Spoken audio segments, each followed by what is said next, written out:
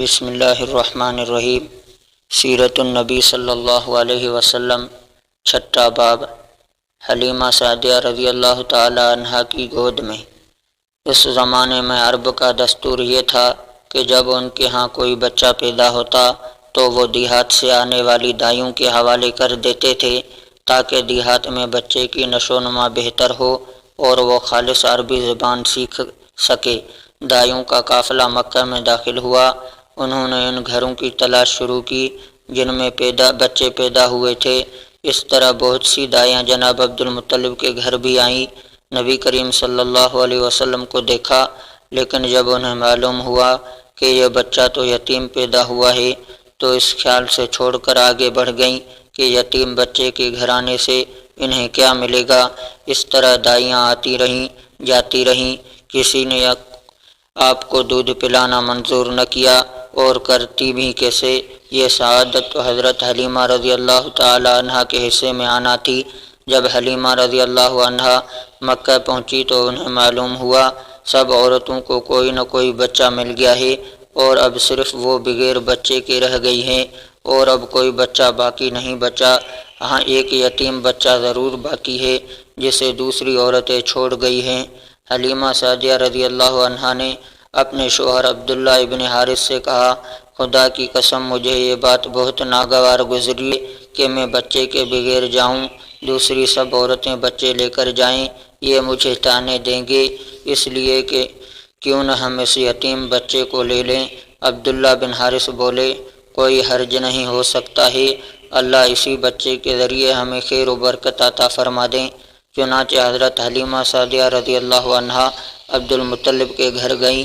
جناب عبدالمطلب اور حضرت آمنہ نے انہیں خوش آمدید کہا، پھر آمنہ انہیں بچے کے پاس لے آئیں۔ آپ اس وقت ایک اونی چادر میں لپٹے ہوئے تھے، وہ چادر سفید رنگ کی تھی، آپ کے نیچے ایک سبز رنگ کا ریشمی کپڑا تھا، آپ سیدھے لیٹے ہوئے تھے، آپ کے سانس کی آواز کے ساتھ مشک کی سی خوشبو نکل کر پھیل رہی تھی۔ حلیمہ سعدیہ رضی اللہ عنہا آپ کے حسن و جمال کو دیکھ کر حیرت زدہ رہ گئیں۔ آپ اس وقت سوئے ہوئے تھے، انہوں نے جگانا مناسب نہ سمجھا، لیکن یوں ہی انہوں نے پیار سے اپنا ہاتھ آپ کے سینے پر رکھا، آپ مسکرا دیے اور آنکھیں کھول کر ان کی طرف دیکھنے لگے۔ حضرت حلیمہ سعدیہ رضی اللہ عنہا فرماتی ہیں، میں نے دیکھا آپ کی آنکھوں سے ایک نور نکلا جو آسمان تک پہنچ گیا۔ میں نے آپ کو گود میں اٹھا کر آپ کی دونوں آنکھوں کے درمیانی جگہ پر پیار کیا، پھر میں نے آپ کی والدہ اور عبدالمطلب سے اجازت چاہی، بچے کے لیے قافلے میں آئی، میں نے آپ کو دودھ پلانے کے لیے گود میں لٹایا تو آپ دائیں طرف سے دودھ پینے لگے۔ پہلے میں نے بائیں طرف سے دودھ پلانا چاہا لیکن آپ نے اس طرف سے دودھ نہیں پیا، دائیں طرف سے آپ فوراً دودھ پینے لگے۔ بعد میں بھی آپ کی یہی عادت رہی، آپ صرف دائیں طرف سے دودھ پیتے رہے، بائیں طرف سے میرا بچہ دودھ پیتا رہا۔ پھر قافلہ روانہ ہوا۔ حلیمہ سعدیہ رضی اللہ عنہا فرماتی ہیں، میں اپنے کھچر پر سوار ہوئی، آپ کو ساتھ لے لیا۔ اب جو ہمارا کھچر چلا تو اس قدر تیز چلا کہ اس نے پورے قافلے کی سواریوں کو پیچھے چھوڑ دیا۔ پہلے وہ مریل ہونے کی بنا پر سب سے پیچھے رہتا تھا۔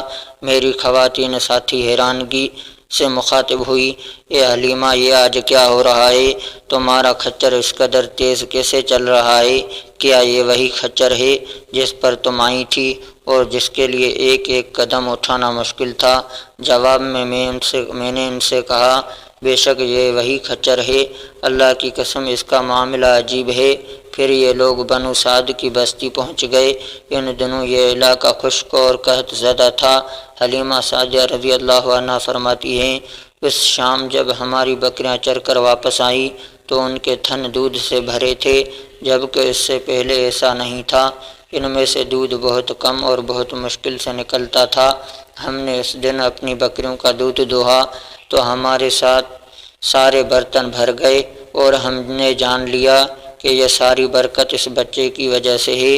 آس پاس کی عورتوں میں بھی یہ بات پھیل گئی، ان کی بکریوں بدستور بہت کم دودھ دے رہی تھی، غرض ہمارے گھر میں ہر طرف ہر چیز میں برکت نظر آنے لگی۔ دوسرے لوگ تعجب میں رہے۔ اس طرح 2 ماہ گزر گئے۔ 2 ماہ ہی میں آپ چلنے پھرنے لگے۔ آپ 8 ماہ کے ہوئے تو باتیں کرنے لگے اور آپ کی باتیں سمجھ میں آتی تھی۔ 9 ماہ کی عمر میں تو آپ بہت صاف گفتگو کرنے لگے۔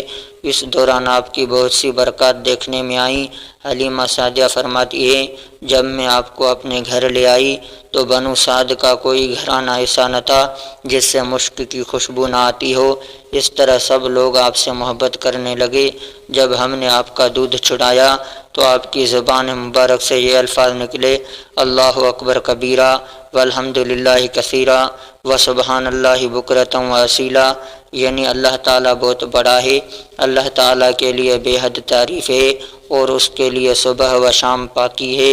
پھر جب آپ صلی اللہ علیہ وسلم 2 سال کے ہو گئے تو ہم آپ کو لے کر آپ کی والدہ کے پاس آئے۔ اس عمر کو پہنچنے کے بعد بچوں کو ماں باپ کے حوالے کر دیا جاتا تھا۔ ادھر ہم آپ کی برکات دیکھ چکے تھے اور ہماری آرزو تھی کہ ابھی آپ کچھ اور مدت ہمارے پاس رہیں۔ چنانچہ ہم نے اس بارے میں آپ کی والدہ سے بات کی۔ ان سے یوں کہا، آپ ہمیں اجازت دے دیجئے کہ ہم بچے کو 1 سال اور اپنے پاس رکھیں۔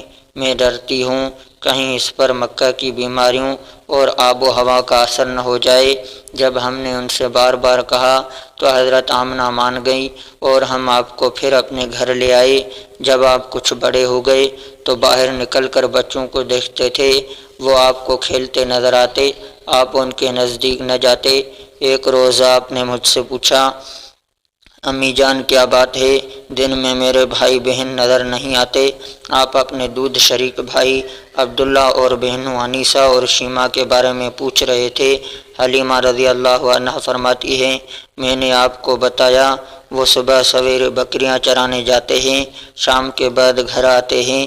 یہ جان کر آپ نے فرمایا، تب مجھے بھی ان کے ساتھ بھیج دیا کریں۔ اس کے بعد آپ اپنے بھائی بہنوں کے ساتھ جانے لگے۔ آپ خوش جاتے اور واپس آتے۔ ایسے میں ایک دن میرے بچے خوف زدہ انداز میں دوڑتے ہوئے آئے اور گھبرا کر بولے، امی جان جلدی چلیے ورنہ بھائی محمد صلی اللہ علیہ وسلم ختم ہو جائیں گے۔ یہ سن کر ہمارے تو ہوش اڑ گئے۔ دوڑ کر وہاں پہنچے، ہم نے آپ کو دیکھا، آپ کھڑے ہوئے تھے، رنگ اڑا ہوا تھا، چہرے پر زردی چھائی ہوئی تھی، اور یہ اس لیے نہیں تھا کہ آپ کو سینہ چاک کیے جانے سے کوئی تکلیف ہوئی تھی، بلکہ ان فرشتوں کو دیکھ کر آپ کی حالت ہوئی تھی۔ حلیمہ سعدیہ رضی اللہ عنہا فرماتی ہیں، ہم نے آپ سے پوچھا کیا ہوا تھا؟ آپ نے بتایا، میرے پاس 2 آدمی آئے تھے، وہ سفید کپڑے پہنے ہوئے تھے، وہ دونوں حضرت جبرائیل اور حضرت میکائیل علیہ السلام تھے۔ ان دونوں میں سے ایک نے کہا، کیا یہ وہی ہیں؟ دوسرے نے جواب دیا، ہاں یہ وہی ہیں۔ پھر وہ دونوں میرے قریب آئے، مجھے پکڑا اور لٹا دیا۔